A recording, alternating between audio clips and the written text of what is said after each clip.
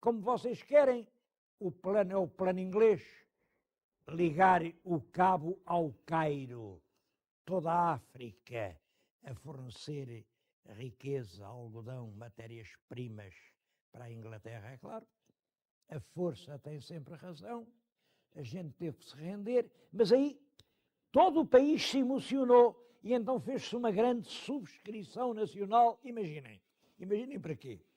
A subscrição era para comprar navios de guerra que fizessem uma armada tão forte, que pudesse fazer frente à esquadra inglesa. Bom, cada um deu o que pôde, toda a gente deu pouco, nós nunca fomos ricos, e tudo junto só chegou para mandar construir um cruzador na Itália, em Livorno. Nós chamamos ao cruzador Adamastor. Eu ainda me lembro de ver o Adamastor. Hoje o que resta dele é a Carranca. A Carranca é, aliás, uma bela obra de escultura e representa o gigante Adamastor, o que aterrorizou os portugueses, que andava na proa desse navio. Bom, mas há mais coisas, porque as navegações, não pensem que foram só portuguesas. Exatamente pela mesma altura em que os portugueses devassavam o Oceano Atlântico e faziam desse mar misterioso uma larga avenida do progresso e da esperança, e passavam do Atlântico para o Índico, e depois iam do Índico ao Pacífico e acabavam chegando aqui ao porto de Macau, na mesma altura. Também os chineses, que já andavam há muito tempo no mar, tinham muito que contar. E nesta sala recordam-se as navegações do almirante Cheng-O. Ele era almirante, era diplomata, percorria os mares, também passou do Pacífico ao Índico, esteve nas costas africanas a falar na grandeza do império e do seu imperador e a colocar placas como ali está uma, a dizerem que na China se respeitavam os credos de toda a gente. Era uma injustiça eu ouvir falar de marinheiros e do mar a Macau e não recordar que foram os chineses quem inventou a bússola. A bússola é a agulha magnética que aponta ao norte e que, portanto, permite navegar sem se avistar a terra. Os chineses conheciam e usavam a bússola ainda antes de Cristo. Nós, na Europa, só a conhecemos por volta do século XII. Bom, mas não foi só a bússola.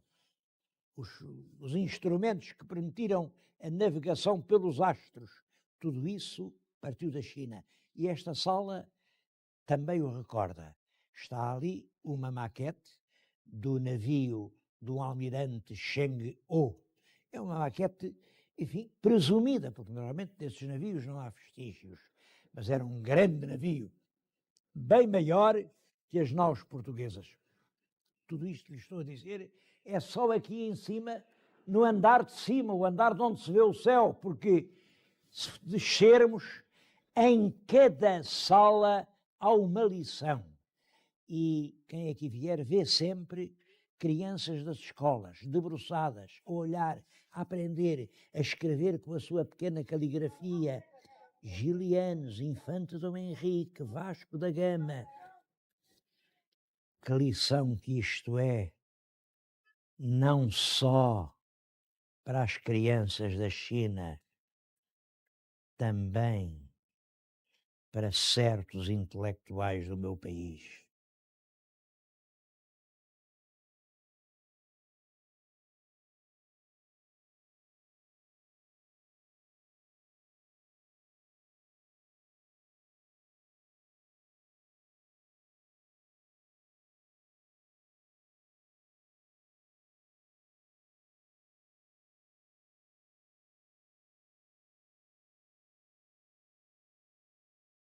Uma das peças mais curiosas do museu é este barco dragão. É uma peça autêntica. Há em toda a China centenas ou mesmo talvez milhares de barcos semelhantes a este. Barcos muito rápidos que servem só para fazer regatas. Bom, mas o sentido da regata é que vale a pena lembrar. Há muito tempo havia na China um ministro virtuoso, chamava-se Wat Yun.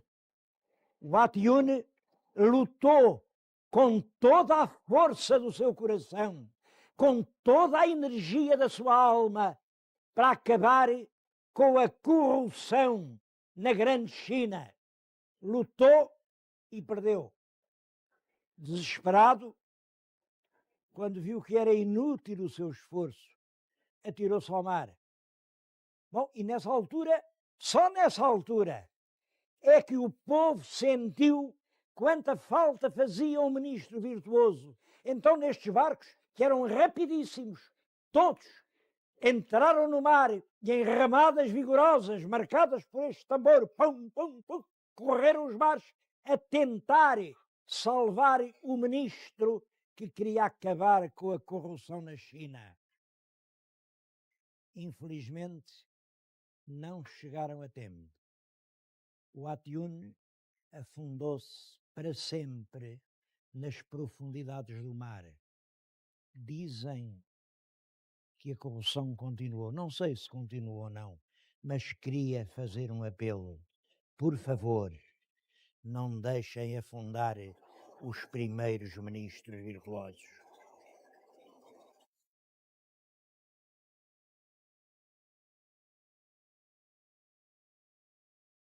Senhores telespectadores, como sabem, o nosso programa chama-se Horizontes da Memória.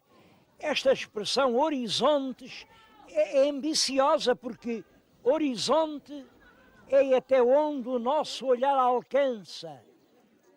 E no fundo os meus horizontes são assim uns horizontes vizinhos. São uns horizontes perto. Tenho-lhes falado na história nacional. Ora, Portugal nasceu quando? Posso dizer 1128, é São Mamede em Guimarães. Posso dizer 1140, é Ourique, é sempre o século XII. Vamos entrar no 21, de 12 para 21 vão 9, são 900 anos de horizonte. E, todavia, o passado da humanidade é incomparavelmente mais longo. Quando eu penso nas origens da civilização europeia, ando para trás milhares de anos. Bom, e chego sempre a esta conclusão. A origem das civilizações é, de certo modo, parecida com a origem das famílias. Há um pai e há uma mãe. O pai e a mãe encontram-se e geram-se as novas nações, as novas maneiras de estar no mundo. O pai muda de nome. Para a história da Europa, eu começo por falar no pai grego, a seguir falo no pai romano, depois é o pai português. Em meio mundo foi o pai português. E a mãe? A mãe tem sempre o mesmo nome. É a nossa grande mãe, Ásia. A Ásia é o ventre fecundo, gerador das civilizações. E eu estou-lhes a dizer isso com muita emoção, aqui num lugar onde, pela primeira vez, o Oriente e o Ocidente se encontraram, se enlaçaram, se tentaram convencer um ao outro. Eu estou aqui no sul da China, perto da foz do Rio das Pérolas, nas escadarias da Igreja de São Paulo. Olhem para trás, está uma grande fachada. Aquilo é uma fachada de uma igreja que é mais do que uma fachada. É um sermão pregado pelo Ocidente ao Oriente. Um sermão, reparem, começa daquele lado, começa ali, e o que veem é que está um dragão, um demónio, está deitado um demónio, e há umas letras chinesas. Os meus telespectadores não sabem ler estes caracteres chineses, mas o que dizem as letras ao pé do dragão é exatamente isto. O demónio só desencaminha as almas. Quer dizer, o demónio leva as almas para o inferno. Bom, no painel a seguir vê-se o navio. É uma nau portuguesa, uma nau com 3 mastros. 3 mastros, tantos como os das pessoas da Santíssima Trindade. Padre, Filho, Espírito Santo. Quem vem dentro do navio, daqui não se vê, naturalmente, são padres da Companhia de Jesus. Mas quem conduz o vento que traz o navio é Nossa Senhora. Lá está a imagem da Virgem no céu, trazendo o navio a bom porto, ao bom porto de Macau. Reparem, depois há uma imagem da Virgem, depois veem um outro nicho, há um dragão, um grande dragão, mas em cima do dragão está uma imagem de Nossa Senhora. É outra vez o pregador. O pregador diz, em cima do dragão está Nossa Senhora, quer dizer, a Nossa Senhora, Mãe de Cristo, tem poder sobre os dragões, é superior à vossa religião. Não acreditem nos vossos ídolos maléficos. Nós trazemos a imagem da Mãe de Deus, a imagem que vos há de salvar. A última escultura é impressionante, é um esqueleto, e o esqueleto diz isto: pensa na morte e não faças coisas erradas. Como veem, é inteiramente um sermão jesuítico, porque foram os padres da Companhia de Jesus, vindos do Mediterrâneo, vindos de Portugal, vindos de Lisboa, vindos da Itália, que vinham aqui trazer a mensagem de uma civilização nova. Eles vinham falar na Mãe de Deus. O templo tem ali de cima da porta Mater Dei, isto quer dizer a Mãe de Deus. Porque é que os jesuítas fizeram o seu grande templo à Mãe de Deus e não ao próprio Deus? Bom, os jesuítas eram habilíssimos e astuciosos políticos. Deus, a China já tinha muitos deuses e acreditava neles. Portanto, os padres da Companhia de Jesus não vêm falar em novos deuses, vêm dizer uma coisa nova e redentora. Vêm dizer quem era a Mãe de Deus. E é em honra da Mater Dei, Mãe de Deus, que fazem esta esplêndida fachada. A fachada está hoje incluída num grande conjunto monumental, que é o Museu de Macau. O museu conta a história de Macau. Este lugar, para mim, é particularmente importante, porque acho que foi exatamente aqui que o Oriente e o Ocidente se encontraram, se abraçaram nas partes desta China remota. E isto foi, de facto, um manancial de civilização. Havia aqui uma fortaleza, num grande penhasco, a fortaleza de São Jorge do Monte. É essa fortaleza que está hoje convertida em museu. Mas não estragaram a fortaleza. Foram ao Morro de Rocha, escavaram por dentro e é dentro do antigo rochedo que estão hoje as salas do museu. A entrada faz-se por umas escadas rolantes, tem um lindíssimo efeito. A gente vem passando as escadas e estão nas paredes decorações de um belo efeito decorativo. Bom, depois chega aqui, esta fachada também é feita agora, mas representa um prédio do século XIX ou XVIII, um prédio dos portugueses. Quando chegavam aqui, faziam construções deste género.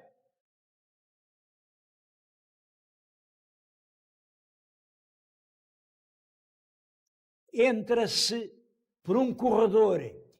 Parece um corredor só com uma dúzia de metros. Realmente é um corredor com mais de 2000 anos. Logo à entrada, como sentinelas, estão dois guerreiros. Um é este, é um guerreiro da dinastia Qin, 200 anos antes de Cristo, e do outro lado fica um guerreiro lusitano do tempo de Viriato, exatamente da mesma época. É claro que as pessoas podem perguntar, deste lado representa-se a civilização oriental, dali a civilização ocidental, portanto era mais justo, em vez de pôr ali um rude e forte lusitano, pôr ali um brilhante legionário romano, com a sua armadura, o seu elmo, porque Roma é que representa o Ocidente, sem dúvida. Simplesmente acontece que estas duas culturas estiveram separadas durante os tais 2000 anos, cresceram, desenvolveram-se, ignorando-se completamente uma à outra, até que, por volta de 500 anos, de há cerca de 500 anos, portanto, cerca de 1500 depois de Cristo, chegaram os navegadores portugueses e puseram-nas em contacto. A grande importância da história portuguesa na humanidade foi ter ligado, amarrado estas duas pontas de civilização que estavam como árvores a crescer, mas a crescer em sentidos distintos. Vieram os portugueses e amarraram-nos e o mundo tornou a ser só um. Deste lado podem ver os deuses chineses, de além os deuses nacionais.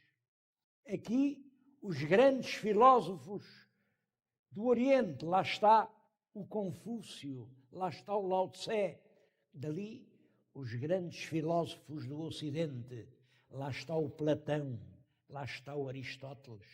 De um lado, os navios ocidentais, lá está a nossa nau. Do outro lado, os navios orientais. Essa diferença profunda, esse fosso que dividia a humanidade, terminou quando, na primeira metade do século XVI, os portugueses chegam e se instalam. Quais portugueses? Olhem, eu sei o nome de um. Ele viveu aqui 3 anos. O seu nome era Luís Vaz de Camões. A ação dos portugueses na China teve 2 aspectos fundamentais. Um era religioso. Os missionários procuravam levar os chineses a aderir ao cristianismo. Bom, esta parte do museu mostra isso muito bem. Estou junto de uma réplica do primeiro préolo tipográfico que funcionou na Ásia. Ele foi feito na Europa, veio para Macau em 1588, esteve aqui há algum tempo, imprimiu alguns livros, claro, livros de catequese, livros para ensinar a religião. E depois foi para o Japão. No Japão funcionou também muito tempo, até que apareceram préolos melhores, mais modernos. Os frades agostinhos compraram este e levaram para as Filipinas. Depois perdeu-se-lhe o rastro. Mas é claro, ao lado do trabalho dos missionários, há o trabalho dos mercadores. E acho que está aqui muito bem, em frente do préolo, está ali uma reprodução de uma nau do trato.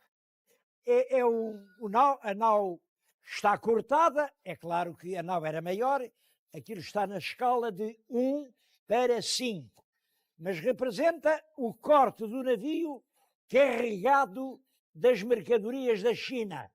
Vai daqui, com muitas loiças, com sedas, vai para Portugal e segue um longo caminho.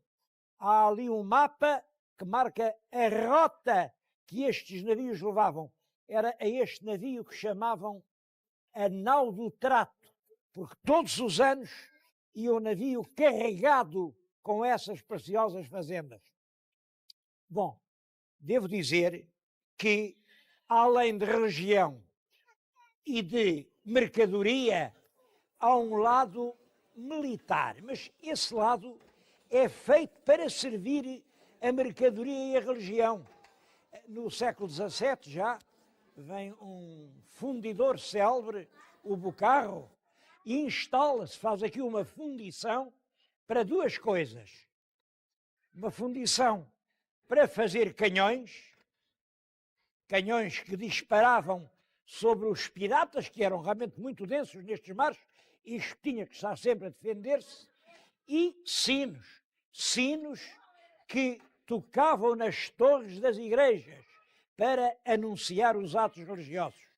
Devo dizer que a fundição de canhões e sinos de Macau era que fazia as